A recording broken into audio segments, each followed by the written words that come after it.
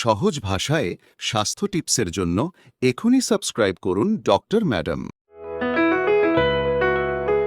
একটু কল্পনা করুন, মাইগ্রেন কখনো দরজায় কড়া নেড়ে আসে না, হঠাৎ করেই আছড়ে পড়ে। আলো সহ্য হয় না, শব্দ অসহ্য লাগে, মাথার ভেতর যেন প্রতিটা স্পন্দনে ব্যথা বাড়তেই থাকে। আর তখন আপনার শুধু একটাই চাওয়া, আরাম। আপনি যদি মাইগ্রেনে ভোগেন, তাহলে আপনি এটা খুব ভালো করেই জানেন। মাইগ্রেনের জন্য এমন কোনো একটাই সবচেয়ে ভালো চিকিৎসা নেই যা সবার ক্ষেত্রে কাজ করবে। কিন্তু হ্যাঁ, আপনার জন্য যেটা সবচেয়ে ভালো সেটা অবশ্যই খুঁজে পাওয়া যায়। আজ আমরা খুব সহজ ভাষায় বুঝে নেব যে মাইগ্রেন অ্যাট্যাক হলে কি কি চিকিৎসা আছে। এই স্ক্রিপ্টটি লিখেছেন ও রিভিউ করেছেন doctor Shreyasi Chatterjee, MRCP UK medicine specialist, diabetes and hormone specialist. তথ্য নেওয়া হয়েছে Mayo clinic, Cleveland Clinic, NHS UK এবং অন্যান্য নির্ভরযোগ্য মেডিকেল উৎস থেকে।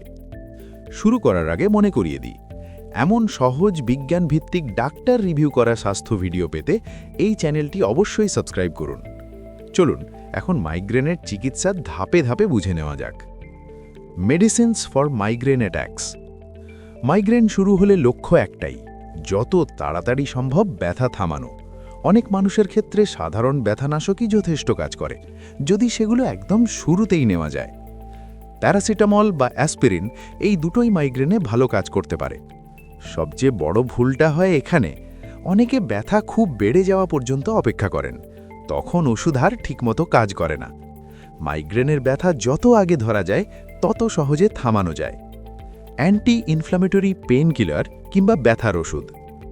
অনেক প্রাপ্তবয়স্ক মানুষের ক্ষেত্রে অ্যান্টি ইনফ্ল্যামেটরি ওষুধ প্যারাসিটামলের চেয়ে ভালো কাজ করে। এর মধ্যে আছে আইবুপ্রোফেন, অ্যাসপিরিন, ন্যাপ্রক্সিন, ডাইক্লোফেনাক। এই ওষুধগুলো মস্তিষ্কের ব্যথার সঙ্গে জড়িত প্রদাহ কমায়। সবচেয়ে ভালো ফল পাওয়া যায় যদি ব্যথা শুরু হতেই পুরো অনুমোদিত ডোজে নেওয়া হয়। তবে মনে রাখতে হবে, এই ওষুধ সবার জন্য নিরাপদ নয়। যাদের পেটের সমস্যা, কিডনির অসুখ, হার্টের রোগ বা কিছু ধরনের হাঁপানি আছে, তাদের ক্ষেত্রে সাবধানতা জরুরি। ওষুধ নেওয়ার আগে ডাক্তার বা ফার্মাসিস্টের পরামর্শ নিন। Treating Nazia and vomiting. Migraine মানেই শুধু মাথা ব্যথা নয়, অনেক ক্ষেত্রে বমি ভাব বা বমি হয়, আর তখন সমস্যা আরও বেড়ে যায়। বমি ভাব থাকলে ওষুধ ঠিকমতো শরীরে শোষিত হয় না, কখনো কখনো ওষুধ খাওয়ার পর বমিও হয়ে যায়। এই জন্যই বমির ওষুধ খুব গুরুত্বপূর্ণ, যেমন ডমপেরিডন, মেটোক্লোপ্রোমাইড বা প্রোক্লোরপ্যারাসিন। এগুলো পেট শান্ত করে, যাতে ব্যথার ওষুধ কাজ করতে পারে। কিছু ওষুধ গলে যায়, কিছু সাপোজিটরি আকারেও পাওয়া যায় যখন গিলতে কষ্ট হয়, তখন এগুলো খুব কাজে দেয়। ট্রিপট্যানস, মাইগ্রেন স্পেসিফিক ওষুধ। যদি সাধারণ ব্যথানাশক যথেষ্ট কাজ না করে, তখন আসে ট্রিপটান। ট্রিপটান সাধারণ পেইন কিলার নয়, এগুলো সরাসরি মাইগ্রেনের ব্যথাতেই কাজ করে।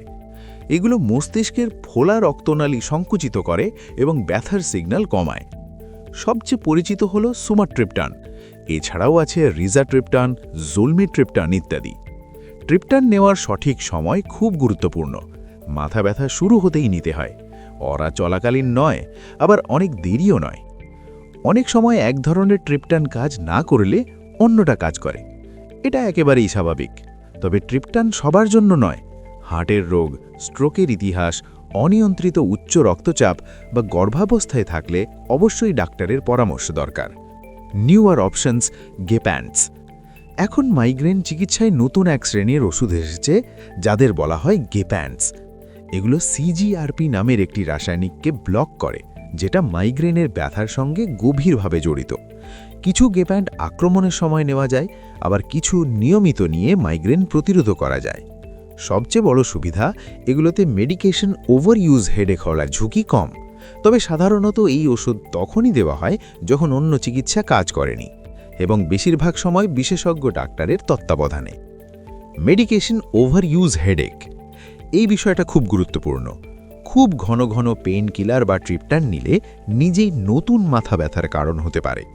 ব্যথা হয়, ওষুধ খাওয়া হয়, ওষুধের প্রভাব শেষ হয়, আবার ব্যথা শুরু। এই চক্র চলতেই থাকে। যদি সপ্তাহে 2 দিনের বেশি নিয়মিত ওষুধ লাগে, তাহলে সাবধান হওয়া দরকার। প্রায়ই দেখা যায় ওষুধ কমালেই ধীরে ধীরে মাথা ব্যথা কমে যায়।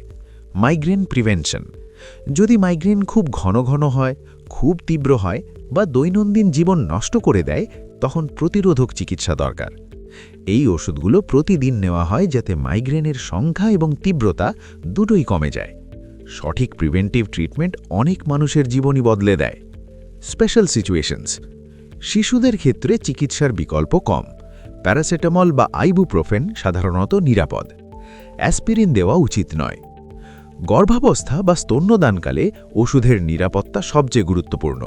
প্যারাসিটামল সাধারণত প্রথম পছন্দ। অন্য কিছু ওষুধ বিশেষ পরিস্থিতিতে ব্যবহার করা যায়, কিন্তু অবশ্যই ডাক্তারের পরামর্শে। শেষ কথা, মাইগ্রেনের সেরা চিকিৎসা কোনো একটাই ওষুধ নয়। সেরা চিকিৎসা মানে সঠিক সময়, সঠিক ওষুধ, সঠিক মানুষের জন্য। হ্যাঁ, সময় লাগতে পারে, হ্যাঁ, একাধিক ওষুধ চেষ্টা করতে হতে পারে, কিন্তু মাইগ্রেন চিকিৎসাযোগ্য, আর আপনি একা নন।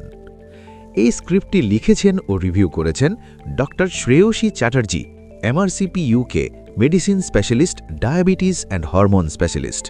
তথ্য নেওয়া হয়েছে Mayo clinic, Cleveland clinic, NHS UK এবং অন্যান্য নির্ভরযোগ্য মেডিকেল উৎস থেকে।